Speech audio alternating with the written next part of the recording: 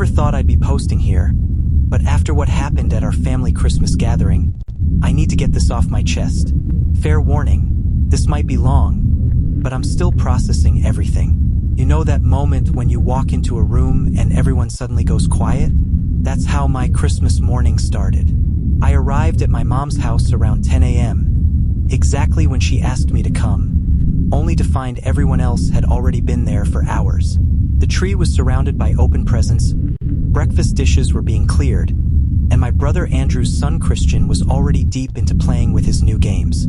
The first red flag should have been how they didn't wait, even though Mom specifically told me 10 a.m. This was our first Christmas without Dad, who passed away in October, and everything felt off-kilter. Mom hugged me tightly, but there was something strained in her smile. My sister-in-law Gabriella barely looked up from her phone, just muttered, "Oh, you made it." Like I was some distant acquaintance who'd crashed their intimate gathering. I set my gifts down by the tree, trying to ignore the awkwardness. Christian, bless him, actually seemed happy to see me, jumping up to show me his new gaming setup. That kid's always been a bright spot in family gatherings. But then Andrew cut in, "Don't bother Uncle Dominic. He probably doesn't understand these things anyway. Too busy with his whatever it is he does." The dig wasn't subtle. I've done well for myself working remotely for a tech company while traveling what I want. Dad always supported my choices, even when they didn't fit the traditional path Andrew took. But since Dad's passing, the comments about my lifestyle have gotten more frequent and pointed. Things really started going sideways during lunch. Mom made Dad's traditional Christmas roast, the first time since he passed, and everyone was unusually quiet until Gabriella decided to break the silence. "So, Dominic, any special someone in your life yet? At your age, you really should be thinking about settling down. Christian needs cousins his age." Before I could answer, Andrew chimed in, "Oh, he's too busy living the bachelor life. No wife, no kids, no real life, right?" He laughed, but there was an edge to it. The way everyone else at the table either nodded or looked away told me this wasn't the first time they discussed my life choices. I kept my cool, focused on my food. "My life is pretty full, actually. I'm happy with my choices." "Full of what?" Gabriella pressed, setting down her fork. "Working all day behind a screen? Traveling to empty hotel rooms? That's not living, that's just existing. You're wasting your potential. Your father would have wanted." "Don't..." My voice came out sharper than intended. "Don't tell me what Dad would have wanted." The tension at the table could have been cut with a knife. Mom tried to change the subject, asking about New Year's plans, but Andrew wasn't done. "You know what? No, we need to talk about this. The will reading is next week, and we need to be realistic here." He leaned forward, lowering his voice like he was sharing some profound wisdom. "You've got all this money saved up, no responsibilities, while we're trying to give Christian the best life possible. It's not fair." "Fair?" That's when I noticed Mom's expression. Guilt. She wouldn't meet my eyes. "What do you mean we need to be realistic?" I asked, though I was starting to put the pieces together. Gabriella jumped in, her voice sickly sweet. "We've had some expenses. Christian's private school, the house renovations. Dad promised to help with before we had to borrow against what we knew was coming from the will." My stomach dropped. Borrow from where? The silence that followed was deafening. Finally, Mom spoke up, her voice barely a whisper. "Your portion, honey. They needed it. You have so much saved already, and they have a family to think about." I felt like I'd been punched in the gut. "You took money from my inheritance without asking me?" "Borrowed," Andrew corrected, as if that made it better. "And honestly, what were you going to do with it anyway? You're just a waste of space in this family. No real connections, no one depending on you. Just floating through life while the rest of us deal with real responsibilities." Everyone nodded, even Mom, though she looked pained doing it. The only one who looked uncomfortable was Christian, who had stopped eating and was staring at his plate. I stood up slowly, my chair scraping against the floor. The room went quiet again, everyone probably expecting an explosion. Instead, I smiled. "Thank you for lunch, Mom. I need to go." "Oh, don't be dramatic. Gabriella started, but I was already walking out. Behind me, I could hear Andrew saying something about me always running away from confrontation. I drove home in a daze. By the time I reached my apartment, my phone was already lighting up with messages. Mostly from Mom, saying we needed to talk things through as a family. One from Andrew telling me to man up and face reality. I haven't responded to any of them yet. Instead, I called Dad's lawyer and left a message. Tomorrow morning, I'm going to find out exactly what they've done with my inheritance and what they mean by borrowing. The worst part? I keep thinking about Dad's last conversation with me, just a week before he passed. He made me promise to take care of the family, but also to stand my ground.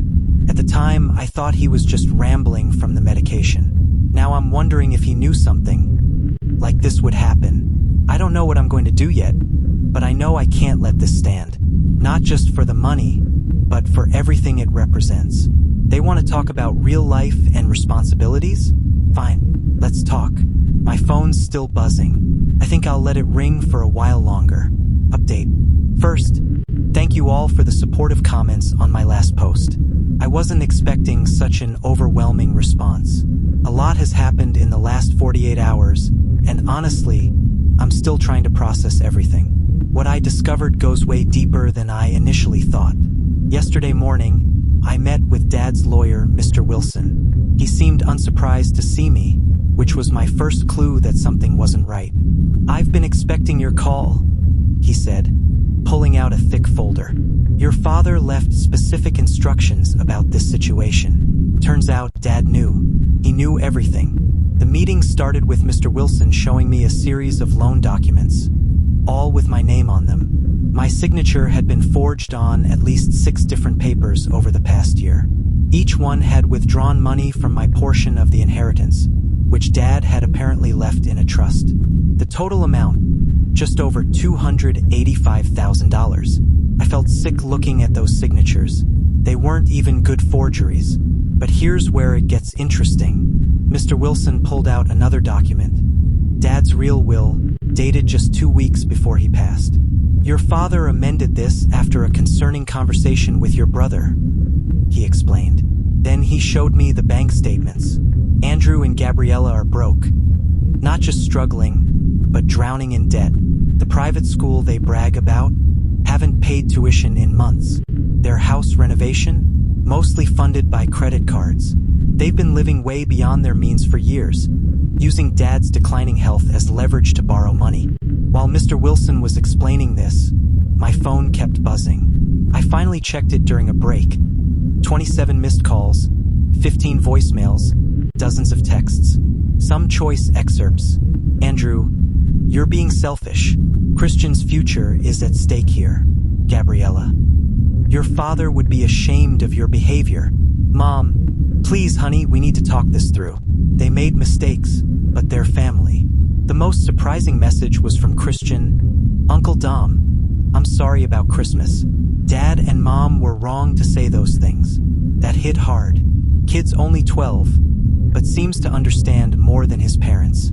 Mr. Wilson then revealed Dad's masterstroke. The amended will has specific conditions. Any money taken through unauthorized loans must be repaid before anyone can access their full inheritance. And here's the kicker. Dad left me in charge of overseeing the repayment plan. "Your father was very clear about this," Mr. Wilson said, showing me Dad's handwritten letter. He wrote, "Dominic understands the value of money and responsibility better than anyone gives him credit for. He'll make the right choices." Just as we were wrapping up, Mr. Wilson dropped another bombshell. "There's something else you should know," he said, pulling out one final document. "Your brother approached me last month, trying to have you declared financially irresponsible. He wanted control over your entire portion of the inheritance." That explained the recent comments about my lifestyle and travels. They weren't just being judgmental, they were building a case against me. As I left the office, another voicemail came in. This time from Gabriella, her voice shaking. "We need to talk. There are things you don't understand. The school is threatening to remove Christian if we don't pay by next week. Please, we can work something out." I sat in my car for a long time, reading through Dad's letter again. Near the end, he wrote, "Son, they'll try to use guilt. They'll call you selfish. Remember, real responsibility isn't about giving in to demands. It's about making tough choices for the right reasons." The next paragraph caught me off guard. "Check the garage at the old house, bottom shelf behind the paint cans. I left something there you'll need." I drove to Dad's house, well, Mom's house now. No one was home, which was a relief. The garage was exactly as Dad left it, his tools still arranged with military precision. Behind the paint cans, I found a small fireproof safe. The combination was my birthday. Inside was another letter, several USB drives, and a detailed ledger of every loan Andrew had taken over the years, not just from my inheritance, but from Dad too. The amounts were staggering. The letter started with, "If you're reading this, they finally pushed too far. Here's everything you need to protect yourself and help them learn." My phone buzzed again. A text from Mom. "They're coming over tomorrow morning. Please come. We need to sort this as a family." I looked at the safe's contents spread out on my desk, then at Dad's letter. The final line read, "Sometimes love means standing firm. You're stronger than they think you are.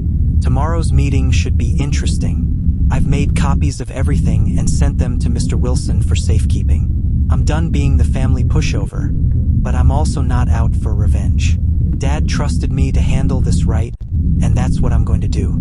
The most recent text is from Christian. "Are you coming tomorrow? I hope you do. Someone needs to tell them the truth." Out of all the messages, that's the one I'm choosing to focus on.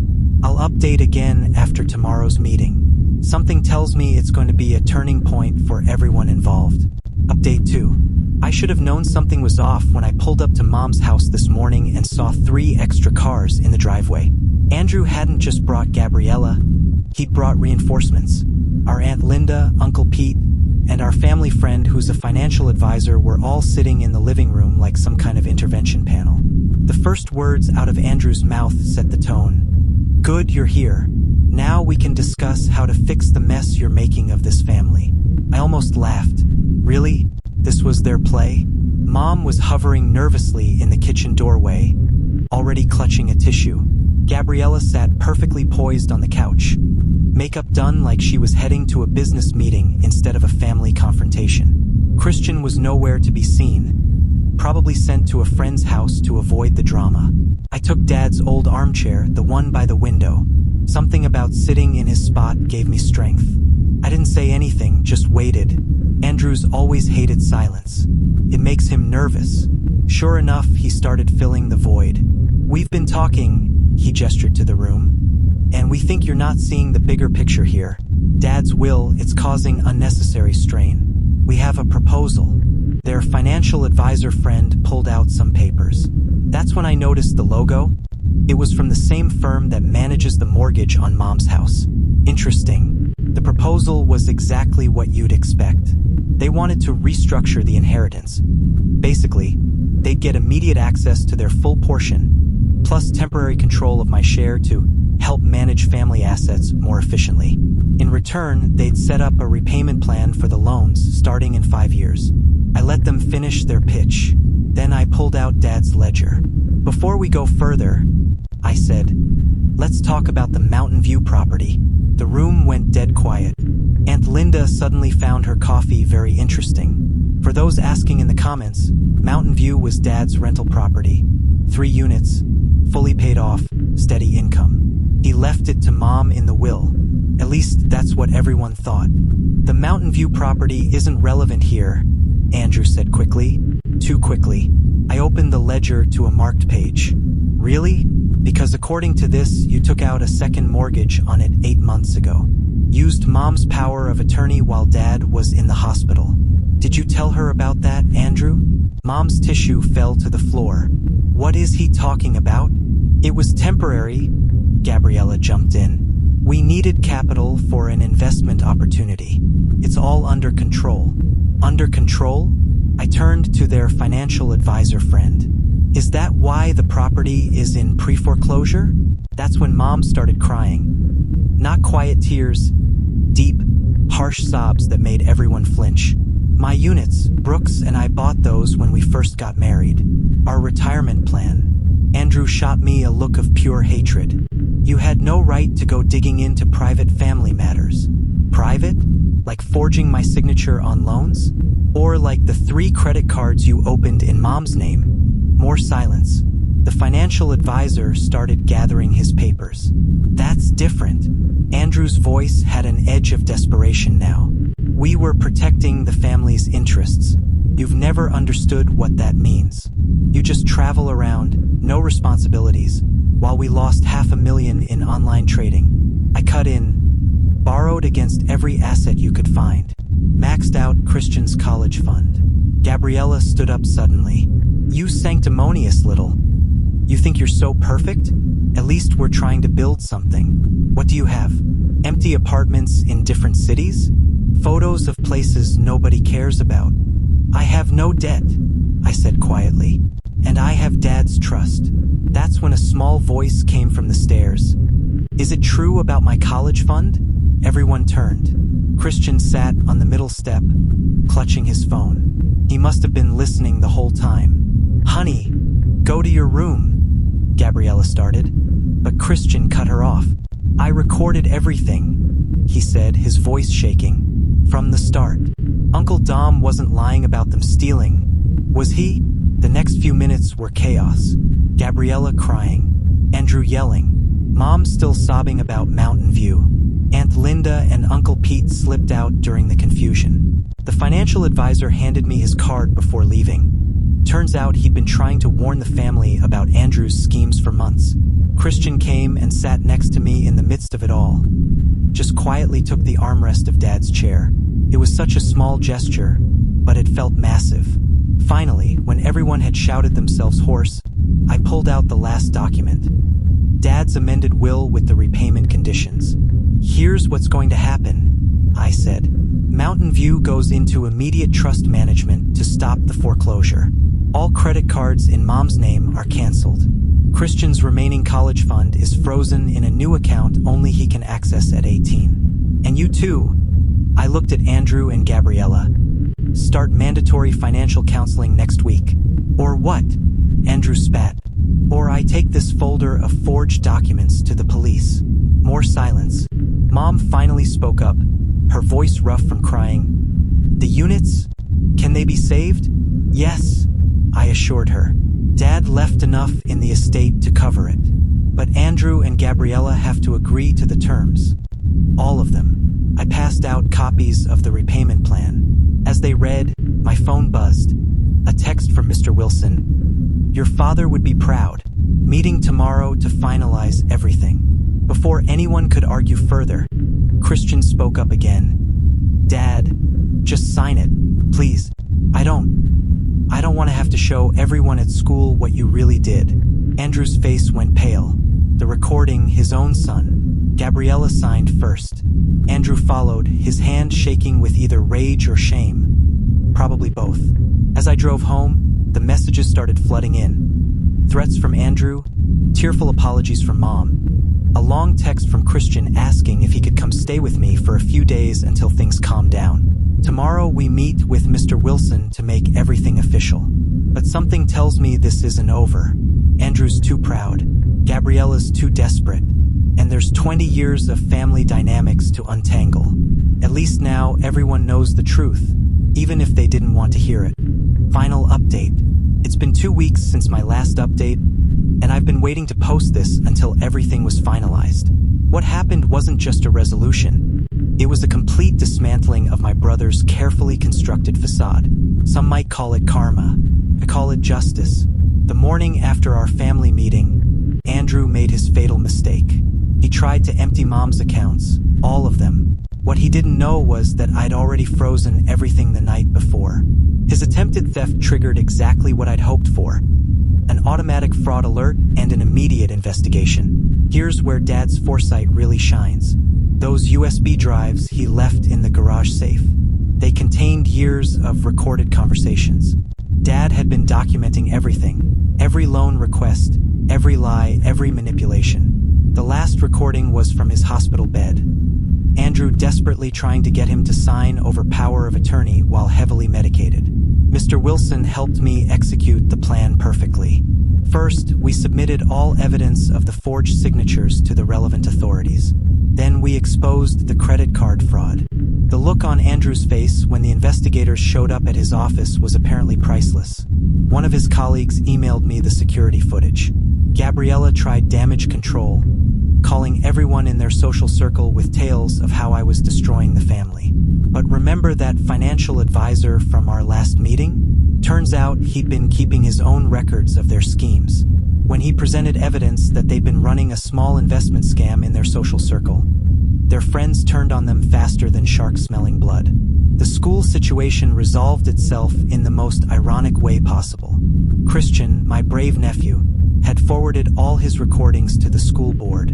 Not only did they grant him emergency financial aid, but they also opened an investigation into the donations Andrew and Gabriella had been claiming on their taxes.